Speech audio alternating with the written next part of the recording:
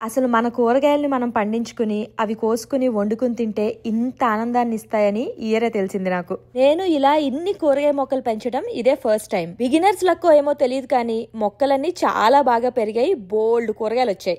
అన్నిటికన్నా happiest thing అమ్మా నాన్న కరెక్ట్ టైంకి యూఎస్ రావటం, ఆ కూరగాయలన్నీ వాళ్ళు హార్వెస్ట్ చేయటం, అవి చూస్తూ మేము మురిసిపోవటం. నాన్న రైతు అవటం వల్ల ఇలా మొక్కలు పెంచడం నాన్నకు చాలా ఆనందాన్ని ఇస్తుంది. నాన్నని అలా ఆనందంగా చూడటం మాకు ఇంకా ఆనందాన్ని ఇస్తుంది. రోజు పొద్దున్నే గార్డెన్ అంతా తిరిగి ఏమేం కాయలు కొయ్యొచ్చు అని చూడటం, ఈవినింగ్ ఆ కాయలు కొయ్యటం, ఇది వీళ్ళ డైలీ రొటీన్. ఇంకా కూరగాయల విషయానికి వస్తే నేను ఇంకో 1 year దాకా బీరకాయలు సొరకాయలు తిన్నేమో. నాకు ఇదే ఫస్ట్ ఇయర్ అవటం వల్ల తెలియక చాలా సీడ్స్ వేసేసాను. ఇంకా తోటకూర గోంగూర అయితే అడవిలా పెరిగాయి. అప్పటికి దగ్గర ఒక 100 వంగ మొక్కలు, బెండకాయ మొక్కలు, గోంగూర, తోటకూర అన్ని మొక్కలు ఇచ్చేసాక కూడా ఇంకా ఇన్నున్నాయి. నేను బీరకాయ మొక్కలు ఒక కార్నర్ లో వేస్తే దాని మీద నుంచి చిక్కుడు పాదు మీదకి పాకి, అక్కడి నుంచి సొరపాదు మీదకి పాకి, అక్కడి నుంచి టొమాటో మొక్కల మీద కూడా వచ్చేసాయి.